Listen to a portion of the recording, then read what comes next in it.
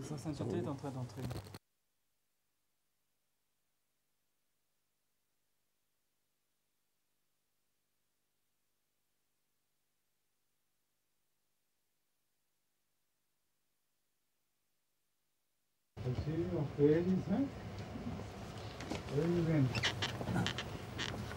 Our political correspondence also returned. MashaAllah, it's a very good majlis. You are also there. Very good. Please, shall we start?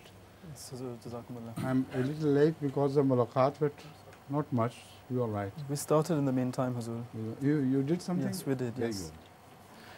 Première question. Assalamu alaikum, Hazur. Assalamu alaikum. J'ai une question sur la question du Pakistan. Le nouveau haut commissaire du Pakistan, professeur Ahmad d'Oxford, a donné une entrevue à la radio ce matin. Il dit que le nouveau chef d'État du Pakistan a promis de retourner au Pakistan comme c'était au temps du Quaïd-e-Azam. Hazur, croyez-vous on témoigne une nouvelle aube dans le pays? I heard an interview recently given by the High Commissioner of... yeah, it was this morning, excuse me. It was morning, High Commissioner of Pakistan. Yes, the Professor Ahmed. Akbar Ahmed, yes. And he said that there's a return, according to him, in Pakistan towards the time of the founder of Pakistan, the Quaid-e-Azam. What does Hazur think about this? Is it really a new dawn for Pakistan? I hope so. It's a new dawn, but not a false dawn. You remind me of a verse of Imrul Qais, which says, Ala ayyuha al-laylu tawilu al-anjili bisubhim wa malas bahu min kibiyansali. Oh, long, dark night, please change into morning. Enough is enough. But stop a little bit. Will the morning be better than the night? Eh? So, he has reminded me of this. They are claiming that a new dawn has risen, but Allah knows best. So far, there are some reports of changes in the attitude of the government towards certain ulama. But how far that will continue, it's yet to be seen. So it's too early. Let the dawn turn into a day and then we'll see. Sa Sainteté le Calife dit que je le souhaite de tout cœur, que ce soit vraiment une nouvelle aube, on pourrait dire, pour le Pakistan, mais peut-être pas ce que l'on pense, ça peut être tout à fait différent. Et cela me rappelle, dit le Calife, un vers qui a été composé par, I didn't follow the name of the person who composed the verse, Hazur. I did not follow the name of the... Imrul Qais, an Arab poet, great, very well known, one of the most popular poets of Arabia. Donc le nom que le Calife vient de dire... Oui, le nom que le Calife vient de dire était un poète très connu de l'époque pré-islamique, donc qui était déjà quelqu'un de connu avant l'islam. Et il a dit, je lis la traduction ici, ô longue nuit, deviens enfin un matin, car cela suffit, tu as assez duré. Mais attends, le matin sera-t-il meilleur que la nuit? Donc on ne sait pas si ce matin va venir et sera meilleur que la nuit qui l'avait précédé. Donc cela me vient à l'esprit pour la situation au Pakistan. Il est encore beaucoup trop tôt pour dire que le matin est là et puis que le matin sera meilleur. Attendons qu'il fasse jour et ensuite on pourra voir si ce jour est vraiment, ça en vaut la peine pour nous ou non. I tell you, you don't know about Imrul Qais? It was a custom in Arabia in pre-Islamic days that they used to hang 7 long poems of the then greatest poets. And right from the beginning till the end, Imrul Qais's poem was there. It was never taken away. So he is that great poet. I have read him. And I think he's really the most wonderful poet. Sa Sainteté le Calife dit que, donc, quelque chose à propos de Imr al-Qais, que c'était un poète qui était vraiment, on peut dire, le chef des poètes, car selon la coutume arabe avant l'islam, on avait l'habitude d'afficher 7 poèmes qui étaient vraiment les meilleurs de l'époque. Et donc évidemment, s'il y avait un poème qui était meilleur, on remplacerait l'un des poèmes par celui qui était meilleur. Mais pendant tout ce temps, pendant de longues années, les 7 poèmes étaient ceux composés par Imr al-Qais. C'était vraiment un excellent poète, je l'ai lu aussi, dit Huzur, et j'ai vu que vraiment il a écrit excellemment. शेर निकाले ना बड़े अच्छे अच्छे शेर थे हैं आपके जो रेत के मुतल्लिक और उसकी हर दोस्त जो मर जाता है उसकी याद में तुम रोते हो हैं अच्छा anyway we'll present a few more poems. Long time since I read it, almost 40 years or so. So I can just vaguely remember the poems, the verse. So he'll bring the verses next time for you to give you a taste of Imr al-Qais. Shall we hang them also, Huzur? 7 of them? Huh? Shall we hang 7 of them here also? No, that's enough. Sa Sainteté dit qu'Inch'Allah, la prochaine fois, l'imam Sahib va apporter des extraits, donc des poèmes comme exemple, des exemples de ce qu'a composé Imr al-Qais. Et nous présenterons cela, Inch'Allah, dans l'émission qui viendra la prochaine fois. Marty, please. La question, c'est à propos du chapitre 4, le verset numéro 86. Et je voulais savoir quel sera le sort des avocats qui défendent des criminels tout en sachant qu'ils sont des criminels. This is a question based on chapter 4, verse 86, Huzur.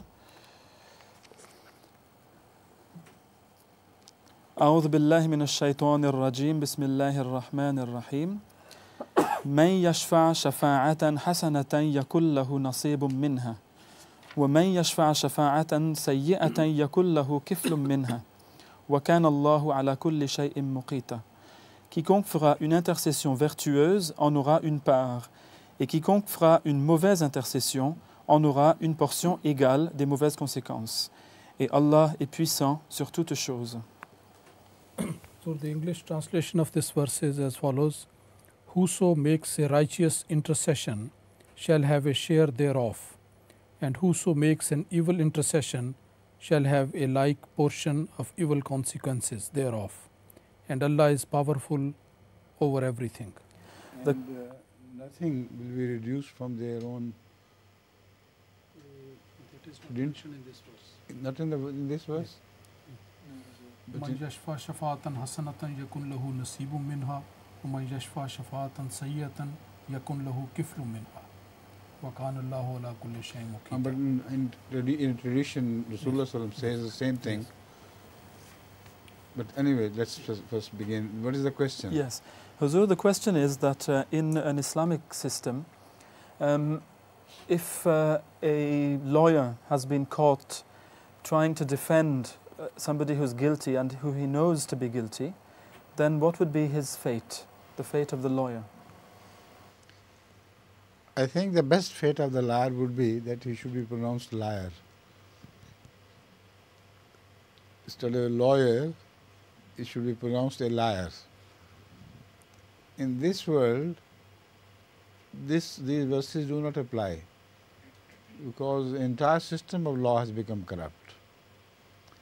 And Shafaat and Hasana does not mean anything, has nothing to do with the pleading of the cases. If somebody is righteous and pious and he is not guilty, somebody intercedes on his behalf and tells the jury that this person is honest and true and innocent, this is a sort of shafaat. It's not pleading. And who does it honestly, a portion thereof will be of the reward, that is the spiritual reward, will be given to that person who does this shafaat. And if someone does it wrongly, person is guilty and he says, no, I know he's an honest person, and this is what happens generally nowadays, he will get the share of the evil. Now, that much is said in the verse, but in the tradition, there is something extra. Rasulullah sallallahu alaihi wasallam speaks of not of shifa but of sunnah. Man sanna fil Islame sunnatan hasanatan.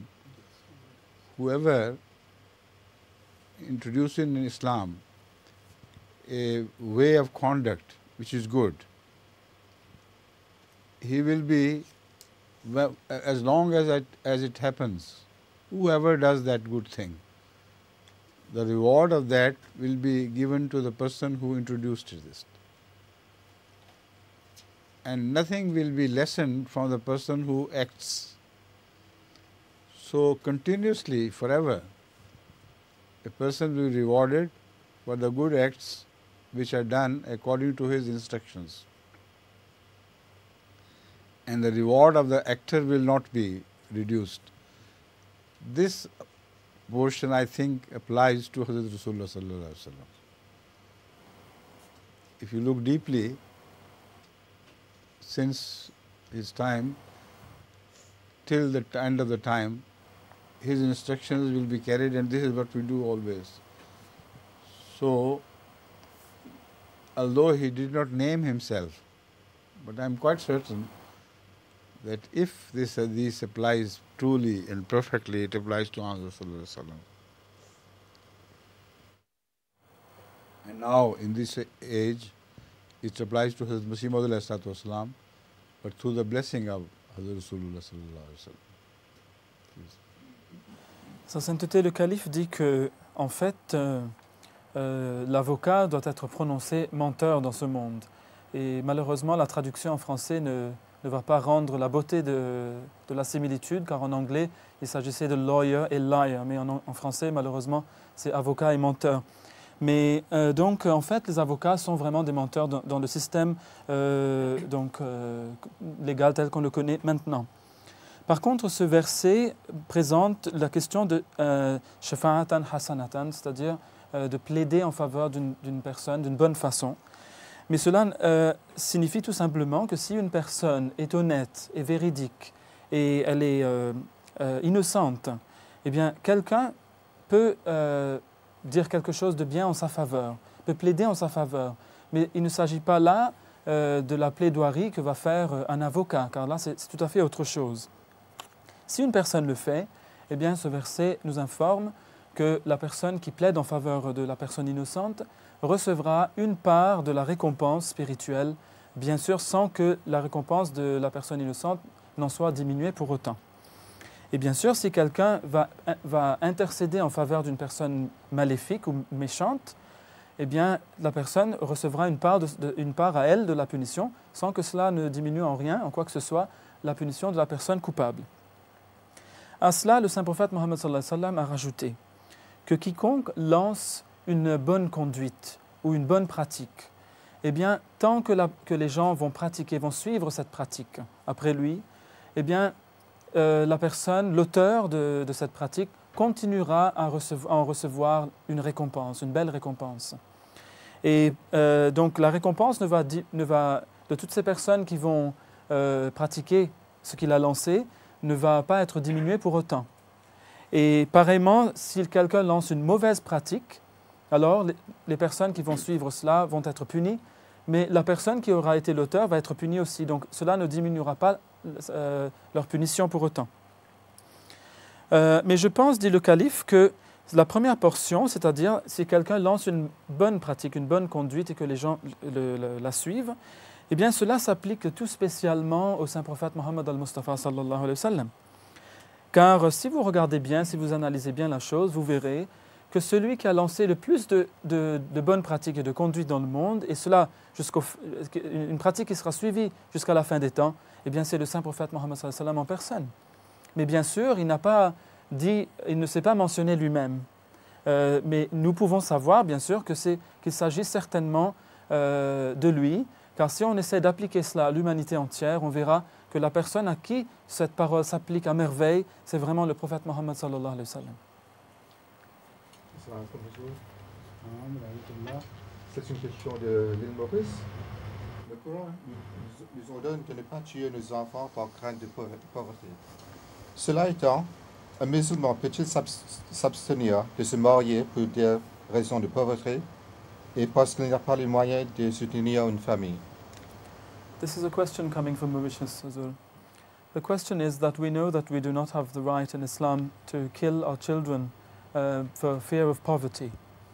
Having said that, many people they hesitate before getting married because of poverty or because they can't, according to them, provide for a family. So what is the guideline for them?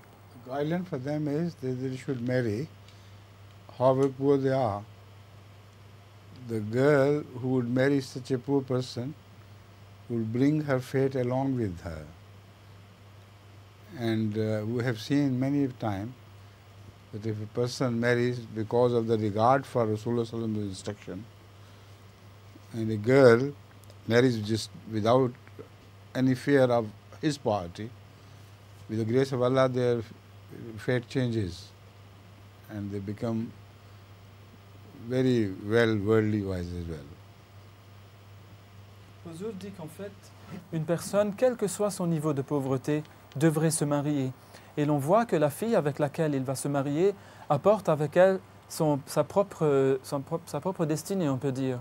Et elle apporte avec elle sa propre prospérité. Donc on voit que les gens qui, par égard pour l'injonction du Saint-Prophète sallallahu alayhi wa sallam, à savoir qu'il faut qu'on se marie, eh bien ces gens-là, lorsqu'ils se marient, on voit que leur situation s'améliore et qu'ils bénéficient de cela, ils ne perdent rien en se faisant. Donc la ligne de conduite pour ces gens, c'est qu'ils doivent se marier et ne pas avoir peur de leur situation de pauvreté, combien terrible soit-elle. But the verse which you have quoted has a different meaning in fact. Does not speak of not marrying. It speaks of azl, which is a different tradition found in the Islamic world and the pre-Islamic era as well.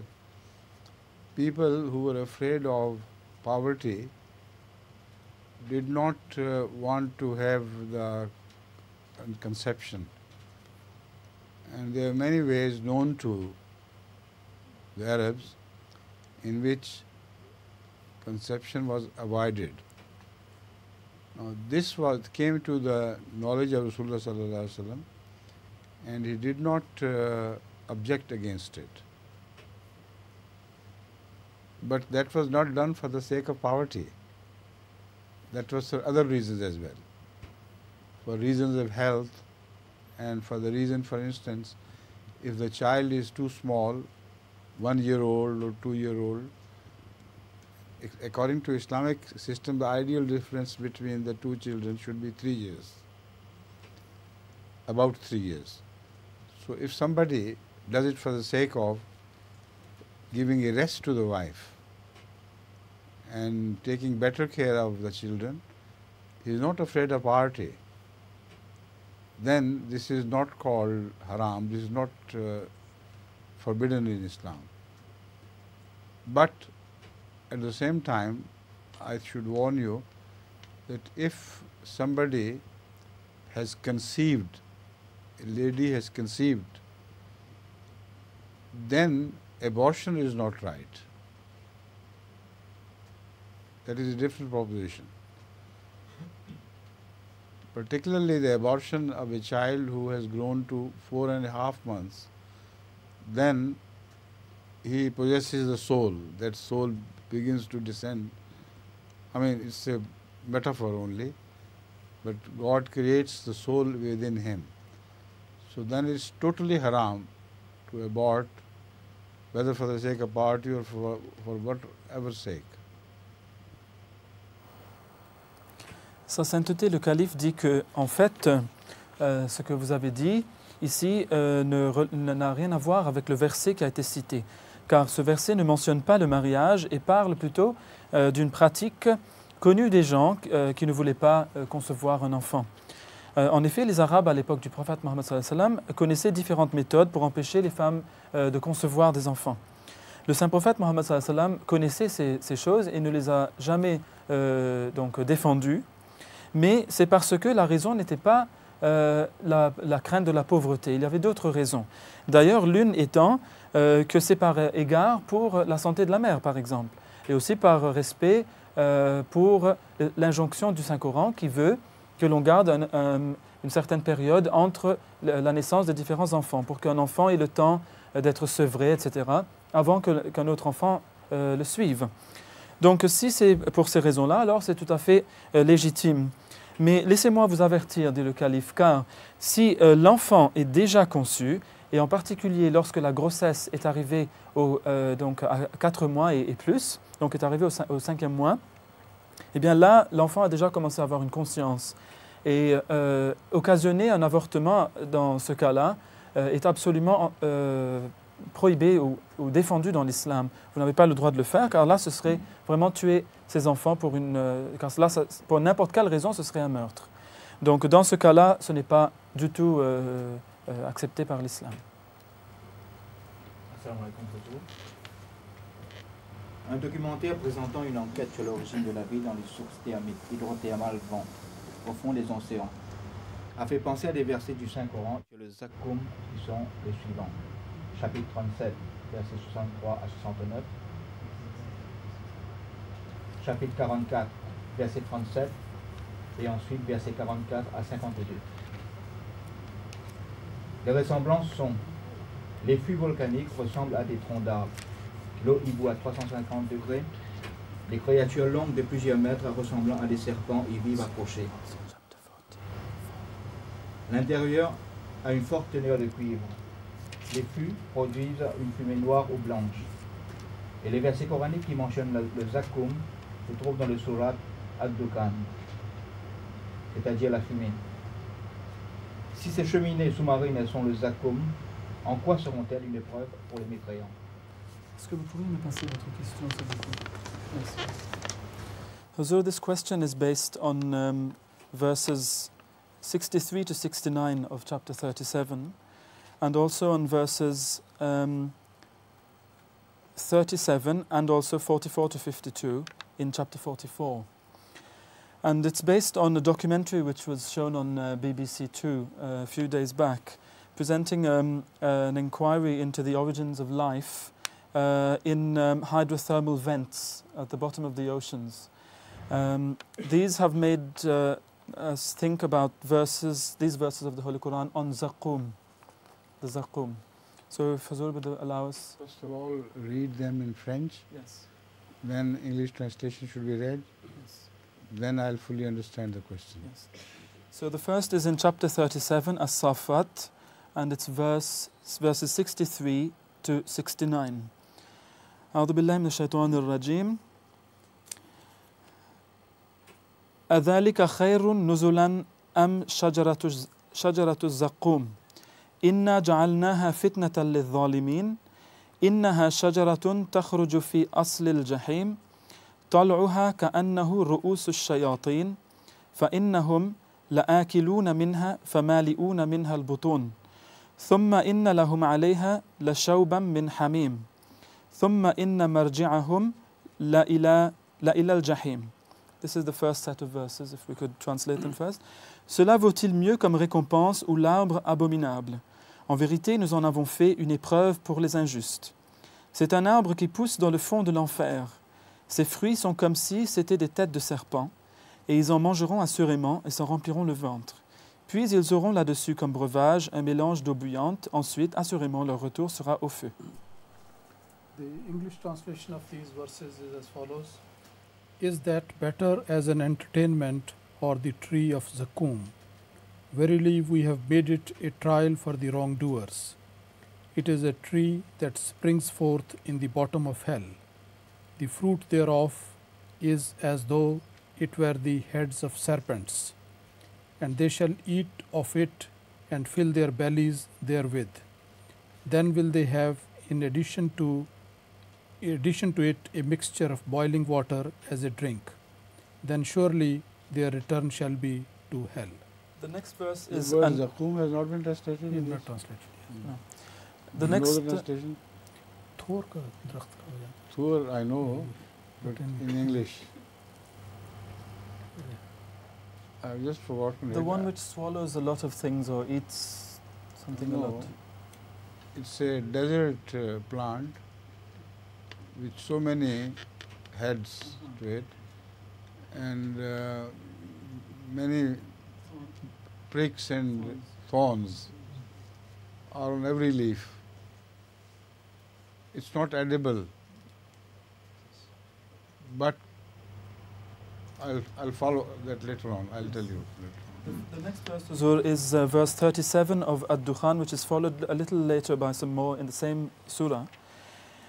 And it is فَأْتُوا بِآبَائِنَا إِن كُنْتُمْ صَادِقِينَ. That is, ramenez donc nos ancêtres si vous êtes véridiques. And the next ones are 44 to, yes. إِنَّ شَجَرَةَ الزَّقُومِ طَعَامُ الْأَثِيمِ كَالْمُهْلِ يَغْلِي فِي الْبُطُونِ كغلي الحميم خذوه فاعتلوه إلى سواء الجحيم ثم صبوا فوق رأسه من عذاب الحميم ذق إنك أنت العزيز الكريم إن هذا ما كنتم به تمترون. Alors la traduction est ramenez donc nos ancêtres si vous êtes véridiques. Et ensuite le verset 44 à 52. En vérité l'arbre de Zarqoum sera la nourriture des pécheurs. Comme du cuivre fondu, il bouillira dans leur ventre, comme le bouillonnement de l'eau bouillante. Saisissez-le et entraînez-le au milieu du feu flambant. Ensuite, versez sur sa tête le supplice de l'eau bouillante. Goûte-en, tu t'es considéré assurément comme puissant, honorable. Ceci en vérité est ce dont vous doutiez. I remember now it's called cactus. In English, Thur is named cactus. The translation of these verses is as follows. Verily the tree of Zakum will be the food of the sinful, like molten copper. It will boil in their bellies, like the boiling of scalding water. Seize him and drag him into the midst of the blazing fire. Then pour upon his head the torment of boiling water. Taste it, thou didst consider thyself the mighty, the honorable. This indeed is what you did doubt. Now the question is, Huzur, that these verses, although they refer to something which is a tree, but they have reminded us very much of these hydrothermal vents, and there are some similarities which have been put forward here. The first one is that these volcanic, how would you say, vents, resemble the trunks of trees. They look like tree trunks at the bottom of the sea. Also, they are linked to the volcanic matter underneath the oceans. Also, as in these verses, boiling water is also there because the water there is at the temperature of 350 degrees coming out of them. Water cannot rise beyond 100 centigrade.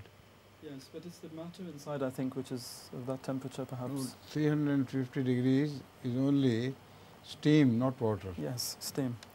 And also in the verses there was mention of the fruit thereof being like the heads of serpents.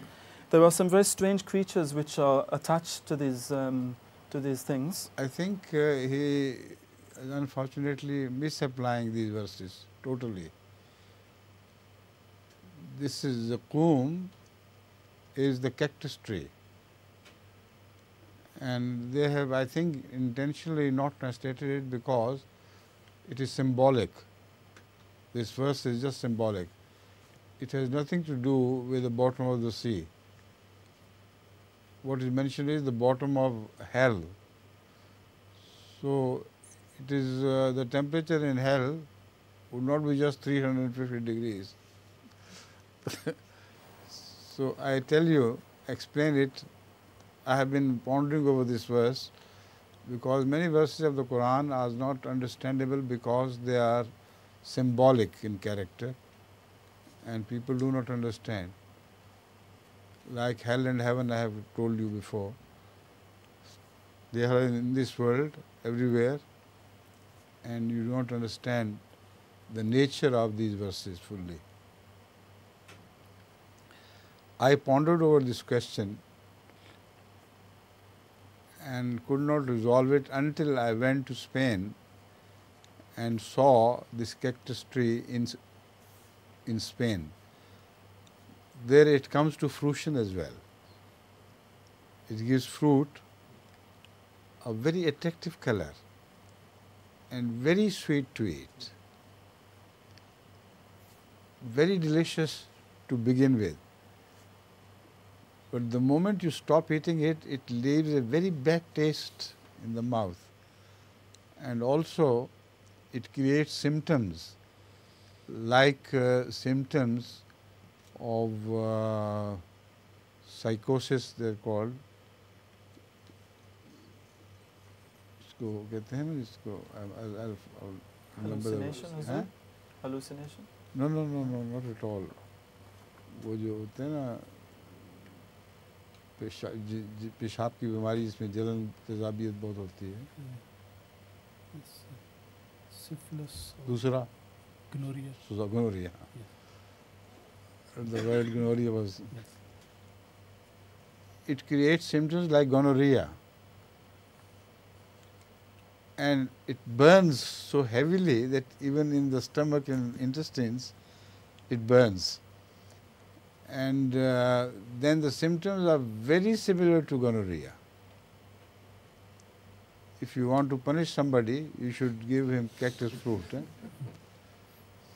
So this is the symbol which must be remembered, and it has nothing to do with the bottom of the sea at all.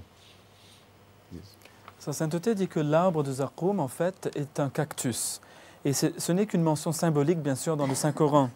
Mais puisque c'est symbolique, donc beaucoup de gens ne le comprennent pas. La température de l'enfer, bien sûr, dépasse de beaucoup, certainement 350 degrés. Mais j'ai réfléchi sur ces versets symboliques et je n'ai pas pu comprendre leur contenu jusqu'à ce que j'aille jusqu'à ce que j'ai été en Espagne. Car là-bas, on m'a fait voir des cactus et on m'a fait aussi manger de son fruit.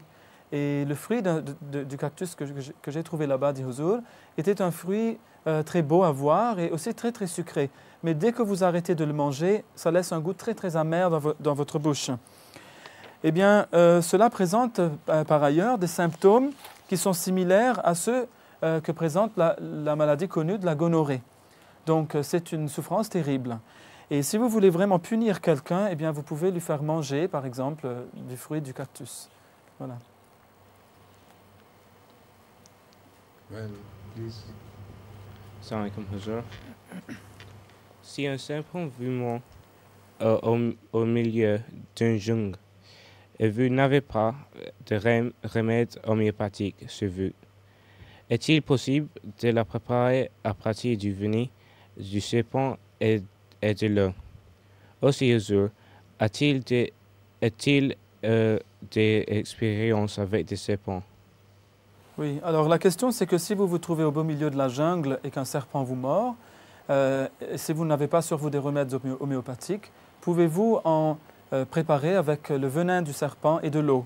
Et Huzur, avez-vous aussi eu des expériences avec des serpents?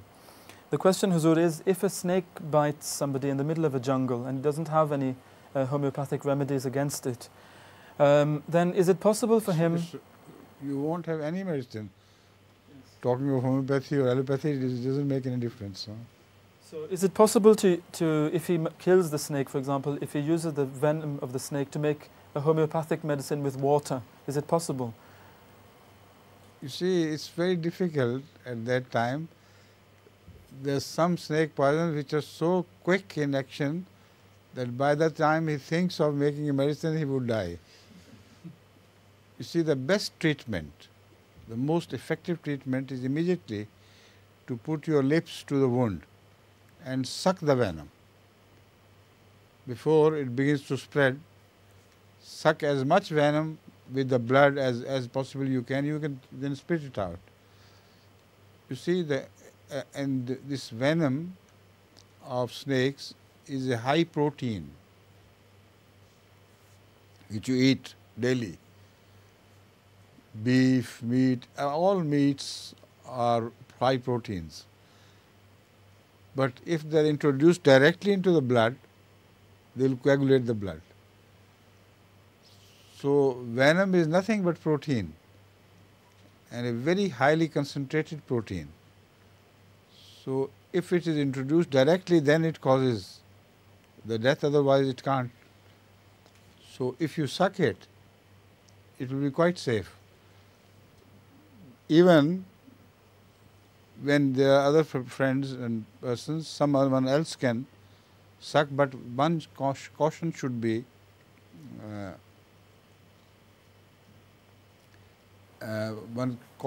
taken.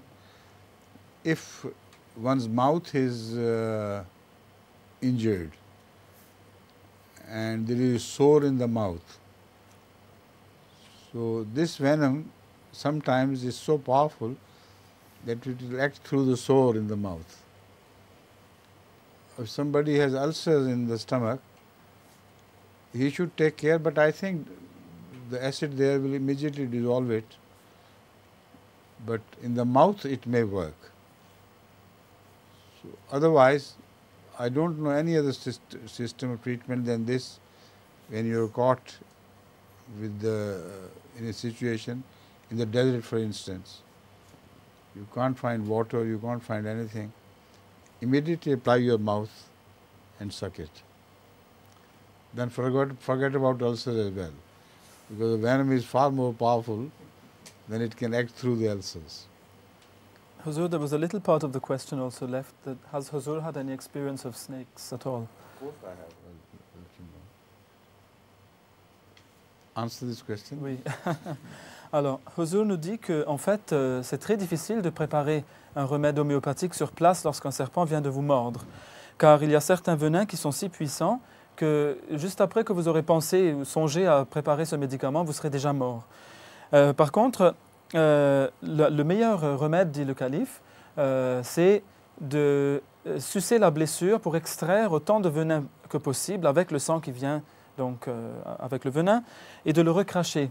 Mais bien sûr, si vous avez des ulcérations au niveau de la bouche, l'intérieur de la bouche, le venin parfois est si puissant qu'il peut aussi pénétrer votre corps par le biais des ulcères dans la bouche. Donc en fait, c'est très très difficile. Mais vous n'avez pas le temps, bien sûr, de songer aux ulcères dans votre bouche. Vous devez essayer d'extraire le venin par cette méthode. Huzur a aussi dit que, en fait, le venin des serpents est composé de protéines complexes, comme les protéines que nous consommons. Eh bien, nous pouvons les consommer, mais si nous les injectons directement dans le système sanguin, le sang se met à se coaguler immédiatement. Donc, c'est cela qui vous tue. Et c'est pour cela qu'il faut l'extraire immédiatement, car le venin des serpents est constitué d'une protéine très très dense. C'est complexe et aussi très concentré. Donc l'effet est pratiquement immédiat. Donc il faut agir très très vite. Another thing which is very important to remember is that the snake, when it bites, it doesn't inject the venom during the biting process. But when it takes the head out, the teeth out like this, only then this saliva is pressed, which contains the venom. And it injects during this movement. So if you know that you have bitten and it has not yet turned out itself, you break it away. Immediately hold the snake in your hand and push it away. No venom will be injected into you at all. So this is also one device which should be remembered by all who may unfortunately experience such a thing. And as far as my own experience is concerned, there used to be a gentleman by the name of Fazl Alai Sahib of Qadian, whose father belonged to Quetta. And he used to give as dam Surah Fatiha. He used to recite Surah Fatiha 3 times or 7 times?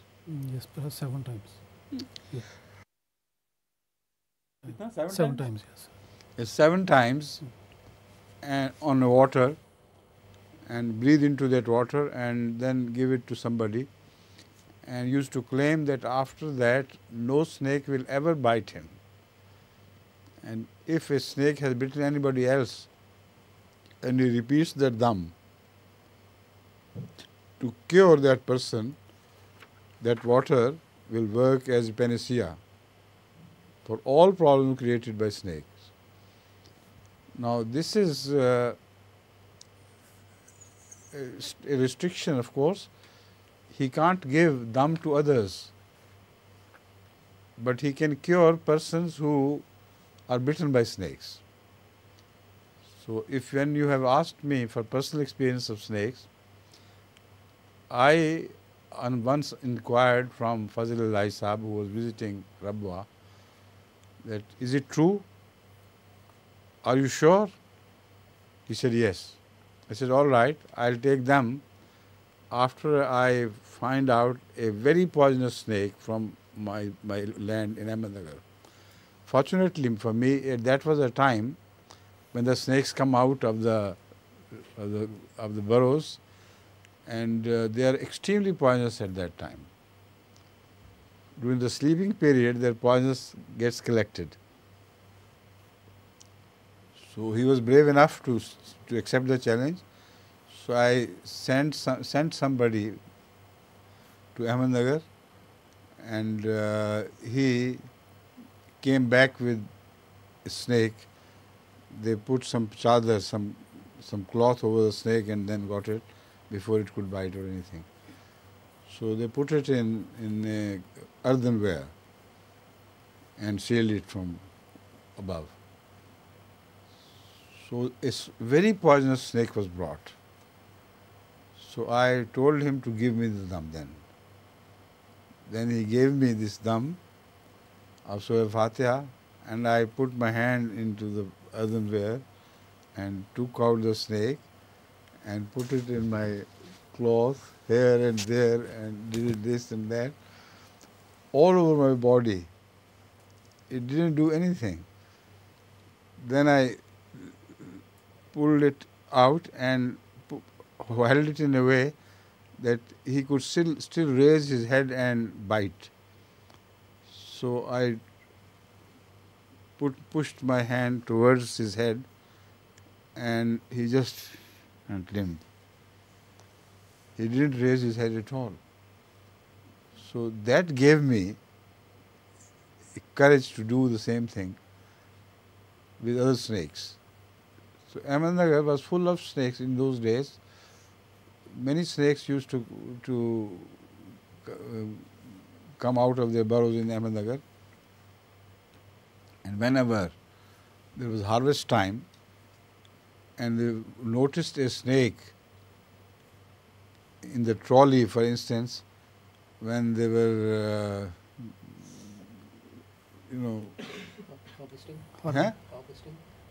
harvesting the wheat, for instance. Yes. In the wheat there used to be snakes. And along with the bushels, the snakes also went into the trolley. So when the laborers detected some snake, they all ran away and left the work. And the harvest season was very busy season, so I couldn't afford loss of time. No laborer would ever enter that trolley at all. So whenever the news reached me, I immediately rushed to Ahmednagar and searched for the snake and pulled it out, and it went limp. And then I cut its head. So they started their work again. Now this is my experience. Throughout my experience, many people were brought to me who were bitten by snakes. And I don't know a single death after I gave them the water with the Surah Fatiha. I remember once somebody was brought on a radar, what do you call it, trolley like, driven by a donkey, with the flat surface behind. So a poor person was bitten by a snake, and he was brought and he was almost unconscious. They took him to the hospital, and the doctor said nothing can be done for this man. Then they rushed him to my house it was close to the sunset or after the sunset. So I immediately gave him the dam, as we call it. After reciting Surah Fatiha on water, you breathe into the water and give that water to the patient. And he got revived. So in my experience, there was not a single failure. But now I have a doubt. Maybe it was because I did not say Surah Fatiha alone, I just also prayed. But then the problem is that many people who were given dam, they didn't pray, they just read the Surah Fatiha and the dam worked. So there has to be some reason why it worked. We know this much, that Surah Fatiha is named by Rasulullah Sallallahu Alaihi Wasallam as Shafa, as a surah of cure. So there is something in it which cures not only the spiritual ills, but also the physical ills. After he has translated this, then I will tell you an incident at the lifetime, in the time of Rasulullah Sallallahu Alaihi Wasallam. Sa Sainteté le Calife dit qu'il y a autre chose de très important ici. C'est que lorsque le serpent vous mord, il ne vous injecte pas son venin tant qu'il n'a pas enlevé ses crocs de votre corps, de votre peau. Alors, si vous voyez que le serpent vous a mordu mais il n'a pas encore enlevé ses crocs, eh bien, d'un geste brusque, vous devez l'arracher et le jeter. Comme ça, il ne pourra pas injecter le venin. Alors, il y a quelque chose qui a trait à mon expérience personnelle, dit le Calife, que je voudrais vous dire ici. Injects the poison when it takes it removes the tooth itself. Yeah. If it's pulled before, that's right. Yes. Alors, Huzur a dit qu'il y avait un monsieur qui s'appelait Fazal Elahi à Qadian et son père venait de Quetta. Donc, cette personne-là récitait la sourate Fatiha 7 fois sur un verre d'eau et soufflait dedans. Et après, elle faisait boire cela aux gens qui étaient victimes de morsures de serpents. Et les gens donc, ne mouraient pas et recouvraient leur santé presque immédiatement. Bien sûr, si une autre personne prenait l'eau, elle pouvait être guérie, mais cette personne ne pouvait pas transférer son pouvoir à un autre. Alors moi, bien sûr, j'ai été très intrigué par tout cela. J'ai demandé si c'était vrai. Alors, à une époque où les serpents sortaient de leur trou, on les trouvait un peu partout, on en a attrapé un, on l'a mis dans un pot. Et donc, j'ai dit au monsieur, bon, essayez maintenant de me transférer votre pouvoir. Et il m'a fait donc boire l'eau, etc., bon, quelque chose comme ça, en récitant la sourate Al-Fatiha. Et j'ai alors mis ma main dans le pot, j'ai attrapé le serpent, je l'ai passé sur mon corps un peu partout, sur le cou un peu partout. Le serpent ne m'a pas mordu. Ensuite, je l'ai mis dans une position où le serpent, s'il le voulait, aurait pu me mordre, mais il ne l'a pas fait. Alors cela m'a donné courage pour essayer de retenter l'expérience avec d'autres serpents. Et c'est alors que, par la suite, j'ai eu cette occasion avec beaucoup d'autres, de différents types de serpents. En particulier, là où on était, à Ahmadnagar, il y avait beaucoup de serpents. Et lors de la saison de la moisson, de la coupe, on peut dire, eh bien, et en particulier la moisson du blé, on retrouvait souvent des serpents dans le blé. Et à chaque fois qu'on découvrait un serpent dedans, eh bien, tous les travailleurs se sauveraient, s'enfuiraient. Et lorsque j'avais vent de ce qui se passait, j'allais là-bas, je cherchais le serpent, je l'enlevais. Et dès que je l'attrapais, le serpent devenait comme à moitié mort. Et alors, je mettais fin à sa vie immédiatement. Eh bien, par la suite, beaucoup de gens m'ont été emmenés qui étaient victimes de morsures. Et j'ai utilisé ce système, donc en prenant de l'eau, en récitant la sourate Fatiha 7 fois et en soufflant dessus, et en leur faisant boire cela, ils ont repris vie, et je n'ai jamais connu un cas de décès. En particulier, il y avait quelqu'un qu'on a amené sur quelque chose qui est traîné par une espèce de charrette, on peut dire, charrette à âne, je crois, hein, un bourricot, je crois, tiré par un bourricot. Un bourricot, je crois que c'était, non? C'était un bœuf? Bon, un bœuf. Was it an ox cart as well? Yes, un ox cart, ah bon. C'était donc une charrette à bœuf. Donkey or ox cart. Oui, donc peut-être à bourricot ou à bœuf. Mais enfin, ce n'est pas important. Mais cette personne donc a été prononcée donc inguérissable, elle était absolument condamnée par les médecins, car la personne avait été mordue par un serpent pas mal de temps avant. Mais alors on me l'apporta. Et j'ai fait encore une fois, j'ai utilisé ce système qu'on appelle dam là-bas en ourdou, et la personne a repris vie, alors qu'on avait perdu tout espoir. Mais j'ai quand même un doute, dit le calife, car je ne faisais pas que faire le dam, comme il a dit, mais j'ai aussi prié pour la personne. Et c'est peut-être la prière qui l'a sauvée. Mais cela dit, il y a beaucoup de gens qui utilisent ce système sans prier. Donc il y a sûrement une raison pour laquelle cette façon d'agir avec les gens pour les guérir marche. Mais nous savons que le saint prophète Mohammed sallallahu alayhi wa sallam a appelé la sourate Fatiha Ash-Shifa. Donc c'est une guérison, il y a certainement une guérison pour différentes maladies et quelque chose d'étrange. Et le calife dit que je vais rajouter quelque chose à ce stade. Although it's getting late, but I came late. So I can compensate you for half the time I came late. I came late by 10 minutes, I'll give you 5 more minutes. Because this is a very interesting question. Let me finish it. First of all, let me tell you that Fazlullah Khan Sahib himself died of snake bite. There is a great controversy going on. What happened? Before he died, he himself had instructed the doctor not to inject him with any cure or the venom will work. Because you must have full faith that the venom will not work. Unfortunately, it is said that the doctor, without his permission, injected him with a snake venom, antidote. And he died, people say, and he himself had felt that he would die because of this.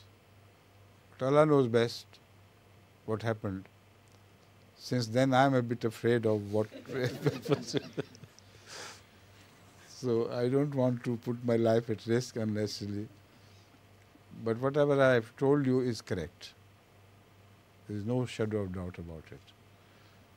But as far as the incident of the time of Rasulullah sallallahu alaihi wasallam, that is far more important, which should be told to you now. Two companions of Hazrat Rasulullah sallallahu alaihi wasallam were on a tour, and they were suffering from hunger so much that although they were avoiding their hostile tribes, but it was impossible for them to do anything because they would have died anyway with hunger. So they went to the hostile tribe and said maybe they have pity on us. So they captured them both and took them to the leader, because without his permission they couldn't kill them. Fortunately for them, the leader was suffering from a headache which could not be treated by anything known to them. And he was dying of a spitting headache. So he said, all right, have you got anything to cure me? If you cure me, we'll give you food and we'll let you go.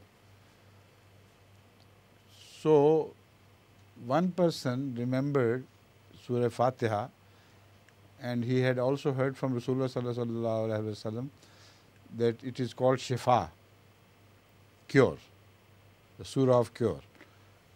So he asked for some water and read Surah Fatiha and breathed into that water and gave him to drink that water, and he was immediately cured. As he drank the water, there was no headache. So he was so happy with them that he gave them food, the best food they had, and also gave them a goat or two to carry along with them. So they were discussing this matter between them. They said this was haram food. The Holy Quran prevents you to sell the verses of the Quran. And when you recited Surah Fatiha, this is also Quran, and in exchange you got some food, this is like selling the Surah Fatiha. The other said, no, it's not that at all. We didn't lay any condition, number one. For selling, always there is a condition. We just dispensed of the treatment without any condition, number one. Number two, Surah Fatiha is exceptional because this is called Surah Shifa by Rasulullah. So he said, what we have eaten is not haram, is not forbidden food. And if you want to satisfy yourself, we'll go straight to Rasulullah and tell him about this. And they also were carrying some food along with them, some meat, etc. When Rasulullah heard this, he was very happy. And he said, have you brought some food with you? So they said, yes, they had some, cold beef, they had some food with them. They give it some to me. And he ate of the food to satisfy the person who was in doubt. And said, how do you know? How did you know that Surah Fatiha could cure? He said, we have only heard from you. The person who did it, he said, I had heard from you that Surah Fatiha is Shifa, so that is why I did it. There is no other reason. Rasulullah smiled and accepted. Yes, that's right. So Shifa there is in Surah Fatiha, and Shifa from snake poisons as well. Fazlai's father didn't die of snake bite. He went up to a ripe old age and died a natural death. And he had given snake poisons, the antidote to everybody, just reading Surah Fatiha. And I also had this from him. So it's a long story, but very interesting. Can I take 2 minutes more? People are waiting for the namaz. He told me, his father, he showed me snake bites, two tooth bites in his finger. He said, when I did it, an old man used to come from the jungle once every Friday, every Thursday. And people used to call him Baba of Snakes. And he used to give this thumb. So I didn't believe in anything, and he was a police officer at that time. So people were afraid. He said, look here, if anything happens to me, the police will kill you. So remember this. He said, oh, I don't care this. He said, I'll ask for a snake which is the most poisonous snake in the area. In that desert, there used to be a snake like a finger, only this much long. And it was so poisonous that it was said that the moment it bites, immediately the patient dies. He can't live for an instant. So he asked his policemen to bring some snake from the desert. And they brought that snake. And he held it in hand. And said, now give me the dam. So he gave him the Surah Fatiha dam. And he tried this. He rubbed the snake at the tail and here and there, but it wouldn't do anything. So he got angry, the Fazlai's father, late father, and did it so strongly, almost rubbed him very powerfully. So it got angry and it stuck. And he used to show me the 2 tooth marks. And he didn't pull it, he let it turn the snake and inject the poison. And the Baba said, he spit, put some saliva on the finger and touched it, nothing will happen. And he used to show me and said, look here, I'm still alive. So there is something in it. How it works, Allah knows better. But I have told you everything. The Fazl died himself. next time, inshallah, I have given you full 10 minutes. I was late by 10 minutes, so I have given you full 10 minutes at the cost of the people waiting for the namaz there. But next time we'll begin with you. You and all this lot, if you come again. I hope so. All right? Oh, Salima, how are you?